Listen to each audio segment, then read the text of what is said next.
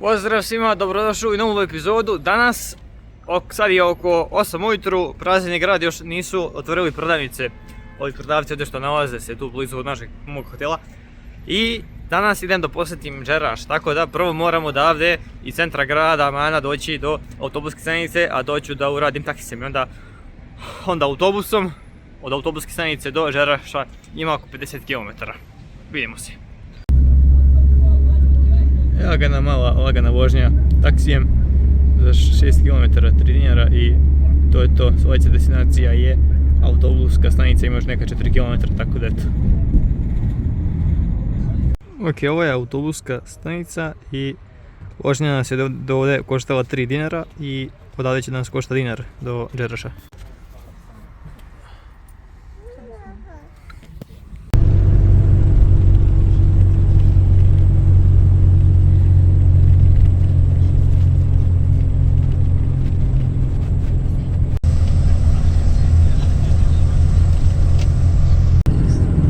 Obratite pažnju na krov svake zgrade. Dakle, svaka zgrada ima na sebi cisternu vode i zapravo tako služi da se koristi voda u kući, znači ne smije se piti, ali sva ta voda služi za tuširanje, za pranje sujtova i tako to. A vjerojatno u svakom stanu svako ima svoj bojer i onda svako i tako to ide.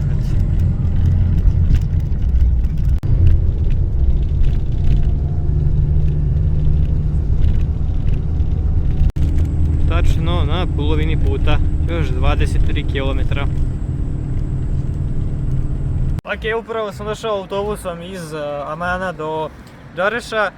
Autobuska karta je koštala 1 dinar.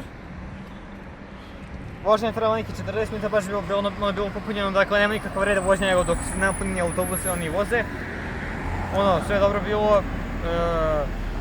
Odavde, kad budem snimio ovo, idem još odavde do Najlona, idem do Najlon pijace, pola dinara je karta do tamo i onda će biti od Najlona pa do Amana dinar i po, dakle ukupno 3 dinara za nekih 140 km, znači to je nekih 400 dinara naših za 140 km autobusa, tako da je zapravo to veoma dobro isplativo, tako da idemo sada, ovo je Hadrianova kapija, a sad ću ući ja u ovaj arheološki park, sve da vam pokažem to i to je to!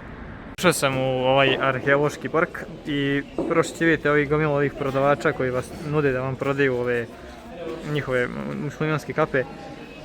Ok, ovo je Hadrianova kapija, ovo je izgrađeno za vreme cara Hadriana u Rimskom carstvu, ne znam koje godine, to provjerite sami u informacijama. Ovo smatram veoma lepo, remgelo, trebalo je truda da se ovo izgradi. Znači sve je to izgrađeno njegovo slovo, opet je to lepo je vidjeti, lepo je remek delo, trebalo ti puno truda i rada da se to izgradi. I ovo rezbarenje, naravno, to je baš dobro detaljno sve rađeno, tako da zamislite to da ste pre 1800 godina ovdje da se nalazite stvarno remek delo za to vreme. Ovo je jedan fudbalski teren, šalim se, nije fudbalski teren, već je hipodrom. Ovdje su ulazili konji i onda su tamo se trkali ko će prvi da dođe do kraja. Dakle, poenta je ta da su se ljudi i prije 1500 godina kladili, gubili pare isto s ovih pozicija da sam ja gledali i gubili pare i neki su dobijali, znači isto kao mi danas gledamo u fudbal. Ljudska svijest koliko se promijenila, pitanje je samo se malo tehnologija promijenila, ali koliko je mozak se stvarno promijenio, to je... Ok, ovo je taj glavni trg, bolje urađen nego mnogi današnji, ima tamo i dosta da se obiđe tamo. Onda ovdje imate burazera koji prodaje vodu za 2 dinara, znači on kupi za 10 centi i proda za 280 centi, tako da eto, toliko o poštenju. I ovdje ima Zevsov hram i ovdje tu ima još par stvari da se obiđe, tako da je interesantan ovaj Džereš. I pogledaj na čemu se policija vozi.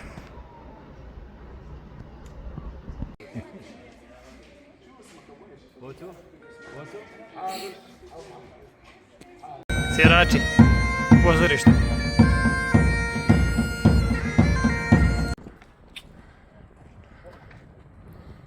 Ove sve velike stubetine što ste vidjeli, to je sve rađeno kao ukras. One nisu držali nikakvu podlogu, a ovo veliko iza mene to je gradska fontana. Dakle, stvarno Za sve ovo je potrošeno jako puno truda i ovo je bilo veoma interesantno vidjeti. Ide jedna velika kapija. Ovdje je pozorište, jedno dobro pozorište. Artemidin hran. Pilon sa 4 stuba, znači tetra, 4 pilon stup. I ovo je zapravo raskrsnica za glavne ulice. Tamo glavna ulica, tu glavna ulica, tu glavna ulica, tamo glavna ulica. Znači, veoma lepo organizovano, kao da sam u Assassin's Creedu. Ok, upravo sam završio s ovim, nisam otišao na autobus, ali sam otišao u taksi.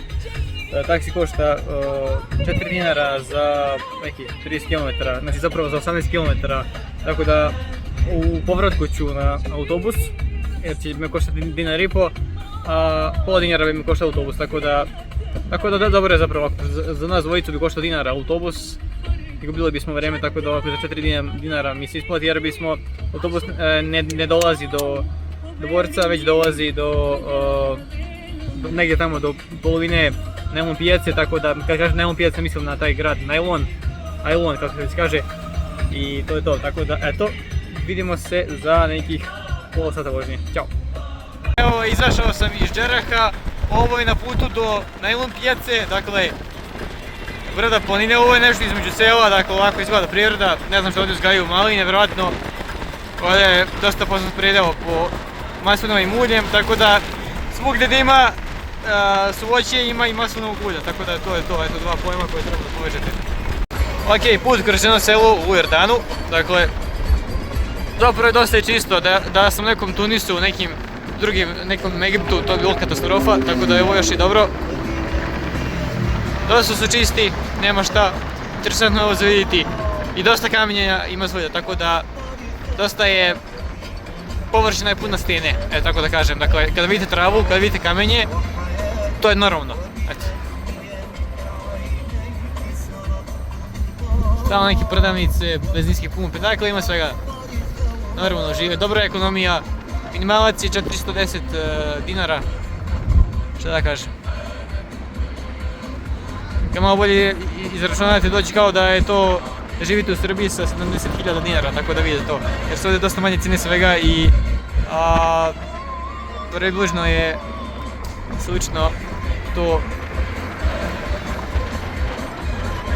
približno je to, čak i malo veći životni standard u Jordanu nego u Srbiji, što je smiješno, ali tako je. Ok, taksi je koštao 4 dinara, što je zapravo jako isplativo, jer bismo autobusom došli tamo do grada, ovaj grad ima, kako se zove, ne znam, 200.000 stanovnika ima, Najlon pijaca se zove i Doranj se zove, dvorac se isto zove Najlon pijaca, tako da bismo autobusom došli do tamo i onda bismo opet morali taksi plaćati dinar, tako da ovako taksi je mnogo bolja varijanta. Ovaj vozač se malo bio iskjezio, kad smo mu ostavili 4 dinara, 5 dinara smo ostavili pa smo dobili od njega 1 dinar. Kusur, zbog toga 1 dinara malo si bio iskjezio po licu, ali dobro, ne veze, ako radi svoj posao, opet toliko smo se dogovorili na cijenu.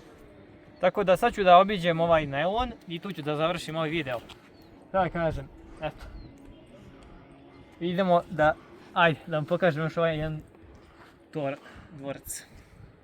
Ovo je Ađulon dvorac, još ću njega da posjetim i tu ću završiti ovaj video. Tako da najvjerojatnije sljedeći video će biti u Petri. Tako da će to biti posljednji deo što sve treba da obiđete u Jordanu. Da završim video s ovim prelepim pogledom sa dvorca. Kažem da me posjeća dosta na srednjovekovne srpske, pa ako su nešto recimo Turci tokom srednjeg vijeka osvajali pa su im malo mijenjali arhitekturu. Dakle, tako me nešto posjeća na arapski dizajn. Imamo dosta loših taktika tu, u smislu bukvalno imate rupe u dvorcu, da su bukvalno namjena rupa od plafona kad dole jeste da se prosipa vruća voda ili da se baca kamenje na neprijatelja. Onda također ima dosta lažnih ulica, dakle dosta je komplikovano popiti se ovdje na vrh, ali opet interesantno je bilo, isplatio se pogled, tako da to je to od ovoga videa. Ja se nadam da vam se video svideo, a ja nadam da jeste. Lajkte ga, morate zapratiti kanal, nema hoću neću, moram makar na silu da se zaprati kanal i to je to. Vidimo se u sljedećoj epizodi, a sljedeća epizoda je ovdje. Ćao!